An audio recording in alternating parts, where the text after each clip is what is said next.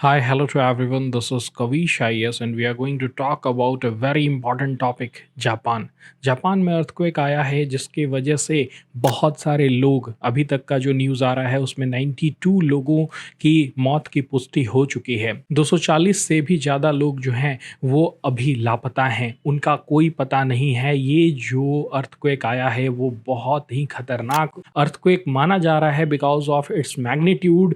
Richter scale पर 7.5 तीव्रता का ये अर्थक्वेक नोटो पेनिनसुला के पास आया जहां पर उसकी एपिसेंटर था। Now you have to understand one most important thing कि जापान एक्सपीरियंस करते रहता है अर्थक्वेक को। ऑन एन एवरेज 2000 अर्थक्वेक एक साल में आता है, लेकिन आपको ये चीज़ समझना होगा कि अभी भी जो अर्थक्वेक आ रहे हैं या फिर आफ्टर शॉक आ रहे हैं वो 4 तीव्रता की हैं, 4, 4.5, 6, 6.5। लेकिन अगर 7 से ऊपर का अर्थक्वेक आता है ना तो वो डिजास्टरस माना जाता है। अभी जो अर्थक्वेक आया है उसकी वजह से जो रोड हैं वो टूट चुके हैं, बहुत जगह होल्स हो चुके हैं। और सबसे इम्पॉर्टेंट तो पॉइंट ये है ना कि जो रेस्क्यू ऑपरेशन के लिए जा रहे हैं लोग वो भी क्या वहाँ तक पहुँच नहीं पा रहे हैं। और ये सबसे बड़ा कंसर्न का विषय है क्योंकि जापान को पता है कि इस तरह के सिचुएशन से कैसे निपटना है, बट अगर वहाँ तक वो पहुँच ही नहीं पाएंगे तो किस तरह से वो हेल्प कर पाएंगे वहाँ के लोगों का। और टाइम जो है वो बीता जा रहा है। ये 1 जनवरी आप सोचिए ना कि जिस समय सब पूरा वर्ल्ड जो है वो हैप्पी न्यू ईयर मना रहा है, नए साल का स्वागत कर रहा है, जापान उस समय मौत को झेल रहा है। और ये जो पूरा रीजन आप देख रहे हैं ना वो पूरा अफेक्टेड हुआ है। अगर यही इतनी तीव्रता का अगर भूकंप नेपाल में आया होता तो अभी तक हम लोग सुन रहे होते हैं कि मोर देन 5000 पीपल जो हैं वो मारे जा चुके होते। बट क्योंकि यहाँ का कल्चर में ही अर्थक्वेक से निपटना है, किस तरह की बिल्डिंग्स बनेंगी, किस तरह का जब अलर्ट आ जाता है तुरंत जैसे ही अर्थक्वेक आता है सब कोई के मोबाइल में ऑटोमेटिक अलर्ट्स चला जाता है। और वो लोग क्या करते हैं उसी समय, क्योंकि उन्हें बचपन से सिखाया जाता है कि ऐसे अर्थक्वेक में किस तरह से उनको बचना है, वो जो प्रोसीजर है उसको स्टार्ट कर देते हैं। और इसीलिए 7.5 अर्थक्वेक आने के बावजूद हम लोगों को ये देखने को मिल रहा है कि उतनी कैजुअलिटी नहीं है, जितनी है वो भी बहुत ज़्यादा है। बट प्रॉब्लम यही है जापान के साथ। जापान एक ऐसा कंट्री है जिसके पास कुछ भी नहीं है। जापान के पास ना ही नेचुरल रिसोर्सेज है और नेचर भी उसका साथ नहीं देती है। हम लोग समझेंगे the entire geography of Japan की जोग्राफी कैसी है, क्यों यहाँ पर इतने अर्थक्वेक आते हैं। Now you can see out here जो जापान का लोकेशन है ना वो पैसिफिक रिंग ऑफ फायर में है। You can see out here, यहाँ पर जापान है और ये पूरा जो आप रीजन देख रहे हैं ना ये पैसिफिक रिंग ऑफ फायर है। ये वो रीजन है जहां पर बहुत सारे टेक्टोनिक प्लेट एक दूसरे से मिल रहे हैं, कोलाइड कर रहे हैं। हम लोग समझेंगे कि टेक्टोनिक प्लेट क्या होता है, किस तरह से उनके वजह से वॉल्केनो, अर्थक्वेक और सुनामी उनके आफ्टर इफेक्ट हैं जब वो कोलाइड करते हैं, जब वो डाइवर्ज करते हैं। हम लोग समझेंगे इस बात को। सबसे पहले तो आप अभी जापान का लोकेशन को देखिए। जापान का लोकेशन यहाँ पर है 450 वॉल्केनो अगर रिंग ऑफ फायर में है ना तो ऑलमोस्ट 260 ऑफ देम जो है वो आपका जापान में मिलता है। आप इससे समझ सकते हैं कि ये कितना वल्नरेबल पोजीशन में है। वॉल्केनिक इरप्शन होगा तो उससे अर्थक्वेक आ सकता है, अर्थक्वेक आएगा तो उससे सुनामी आ सकता है। तो ये पहला पॉइंट है जो ये बता रहा है कि इसका जो लोकेशन है वो बहुत ही ज़्यादा डेंजरस है ज्योग्राफिकली। उसके साथ साथ इस मैप में भी आप देखिए देखिए बहुत सारे मेजर प्लेट हैं। मान लीजिए 7 मेजर प्लेट हैं और उनमें से भी जो 4 मेजर प्लेट है ना वो जापान के बाउंड्री से सटे हुए हैं। You can see out here, अगर मैं बात करूं यूरेशियन प्लेट की, ऊपर नॉर्थ अमेरिकन प्लेट की, इधर पैसिफिक प्लेट की और इधर फिलिपिनो प्लेट की, वो सब कहाँ पर मिल रहे हैं? जापान के पास मिल रहे हैं। चाहे वो होन्सु आइलैंड हो, चाहे होकाइडो आइलैंड हो, वो सारे जो रीजन है ना एक तरह से टेक्टोनिकली एक्टिव प्लेट हैं। आपको ये समझना होगा कि अगर अर्थ को हम लोग देख रहे हैं ना तो उसका ऊपर का जो पार्ट है उसे क्रस्ट कहते हैं।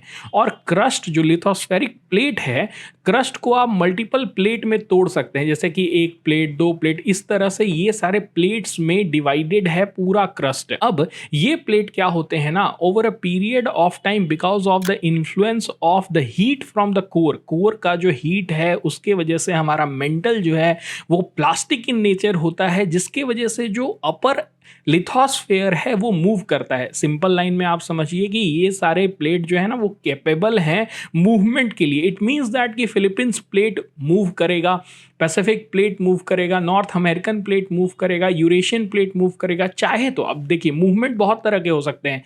एक प्लेट दूसरे प्लेट के तरफ जा सकता है, that is the converging plate boundary. एक प्लेट, दोनों प्लेट एक दूसरे से दूर जा सकते हैं, that is the diverging plate boundary.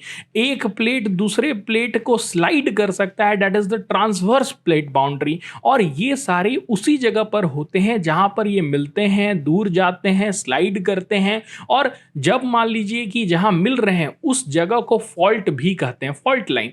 तो जापान जो है ना वो मल्टीपल फॉल्ट लाइन यहां से गुजरती है, जिसके वजह से ये बहुत ही ज्यादा वल्नरेबल पोजीशन पर है। आप अगर भारत की भी बात करें तो आप देख सकते हैं कि यूरेशियन प्लेट ये है जो इधर धक्का देता है और इंडियन प्लेट इधर धक्का देता है, जिसके वजह से यहां पर बीच में जो हिमालय का रीजन है जो फॉर्म ही हुआ है। देखिए Indian plate millions of year ago travel करते करते नॉर्थवर्ड जाके यूरेशियन प्लेट से टकराया, जिसके वजह से हिमालय का फॉर्मेशन हुआ।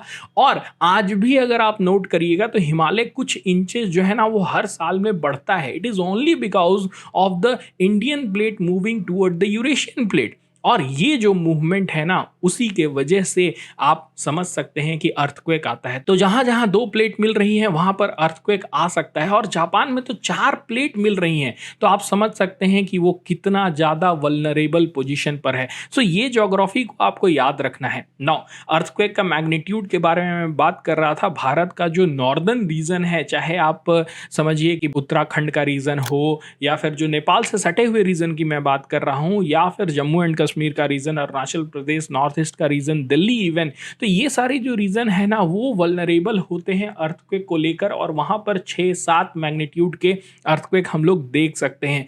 बट जापान जो है वहां पर 7 या फिर उससे ऊपर के ही अर्थक्वेक आते हैं। फॉर एग्जाम्पल जो पिछला अर्थक्वेक 2011 में आया था वो 9 मैग्नीट्यूड का था। 9 मैग्नीट्यूड का अर्थक्वेक आया था। आपको मैं यहाँ पर मैप से दिखा रहा हूँ कहाँ पर आया था। You can see out here, इस पोजीशन पर आया था, जिसके वजह से बगल में जो फुकुशिमा का न्यूक्लियर रिएक्टर था उसका नाम था तोहिको अर्थक्वेक इन 2011, उसके वजह से 20,000 लोग मारे गए थे। आप समझिए न्यूक्लियर रिएक्टर जो था वो मेल्ट डाउन हो गया था, फुकुशिमा दाइची न्यूक्लियर रिएक्टर। और आज भी कहा जाता है कि उसका जो आफ्टर इफेक्ट है ना वो देखा जा रहा है, क्योंकि न्यूक्लियर रिएक्टर जब वो मेल्ट डाउन हुआ तो उसके बहुत सारे आफ्टर इफेक्ट होते हैं। इवन अभी जो वाटर रिलीज किया गया था उस न्यूक्लियर रिएक्टर का पास वाले सी में, जिसके वजह से बहुत ही बड़ा कंसर्न उठा था फिशिंग कम्युनिटीज के ऊपर कि यहाँ के फिश जो होंगे वो हो सकता है रेडियो एक्टिव हो जाएंगे। और यहाँ के फिश को चाइना ने क्या किया, बैन कर दिया। उन्होंने कहा कि इस तरह के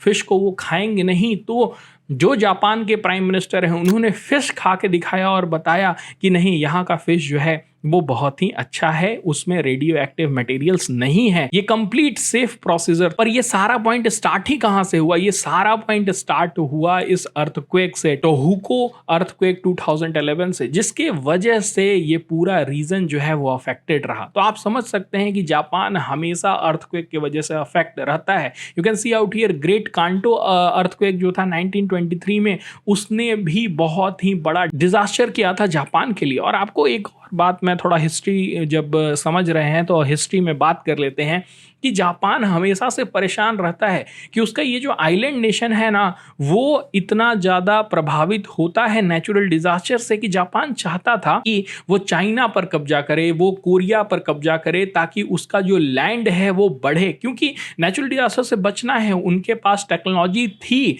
वो चाहते थे मोर एंड मोर लैंड को ऑक्युपाई करना। इसीलिए जापान ने सेकेंड वर्ल्ड वॉर में बहुत ही बर्बरता दिखाई थी पूरे चाइना को। आप सुनते होंगे कि नाजी जो थे वो बहुत ही क्रूएल थे, पर जापानीज ने जो सेकेंड वर्ल्ड वॉर के दौरान चाइनीजों के ऊपर किया था वो भी कोई कम नहीं था। जापानीज लोग के बारे में तो ये भी कहा जाता है कि चाइनीजों को वो जमीन के अंदर गाड़ दिया करते थे और उनका सर जो है वो सिर्फ ऊपर रखा करते थे और घोड़े दौड़ाते थे उनके सरों के ऊपर से। और ये जो ह्यूमिलिएशन है वो चाइना के दिमाग में हमेशा से है। इसीलिए चाइना की एक पॉलिसी पॉलिसी है कि वो किसी भी दूसरे कंट्री के ऊपर न्यूक्लियर अटैक फर्स्ट नहीं करेगा एक्सेप्ट जापान। जापान से जो दुश्मनी है चाइना की वो बहुत ही पुरानी है, और जापान जो नेचुरल डिजास्टर की वजह से परेशान हमेशा रहता था, इसीलिए सेकेंड वर्ल्ड वॉर में वो इतने सारे रीजंस को अपने अंडर करना चाहता था। तो ये हिस्ट्री है जो कि नेचुरल डिजास्टर से पनपता है, उभरता है। नाउ थोड़ा सा और ज्योग्राफी को समझ लेते हैं। You can see out here subduction, earthquake and tsunamis. देखिए यहां पर दो प्लेट बाउंड्री, जो अभी मैं प्लेट बाउंड्रीज की बात कर रहा हूं ना, एक हेवियर प्लेट होगा, एक लाइटर वन होगा। जो हेवियर प्लेट होगा वो नीचे चला जाएगा, सबडक्ट कर जाएगा, और जो लाइटर प्लेट होगा वो ऊपर चला जाएगा। जहां पर ये दोनों मिलेंगे वहां पर माउंटेन्स का फॉर्मेशन होगा, और ये रीजन आप देख सकते हैं वहां पर वॉल्केनिक इरप्शन का भी फॉर्मेशन हो सकता है। और ये सारे जो रीजन है वो आपको पैसिफिक रिंग ऑफ फायर में मिलते हैं, जहां पर जापान लोकेटेड है। Lastly I want to talk about preparation and warning system. Japan में स्ट्रिक्ट बिल्डिंग के गाइडलाइंस हैं, रेगुलेशन सेट किए हुए हैं जो कि अर्थक्वेक रेजिस्टेंस है। देखिए जो जापान के बिल्डिंग होती है ना, वो इतनी ज्यादा गाइडलाइंस के अंडर बनाई जाती हैं कि अगर अर्थक्वेक आए भी तो वो झूल के फिर से उसी जगह पर खड़ा हो सकते हैं। And even pre earthquake warning signal सब लोगों को 15 सेकंड का अलर्ट मिल जाता है पहले ही अर्थक्वेक आने से।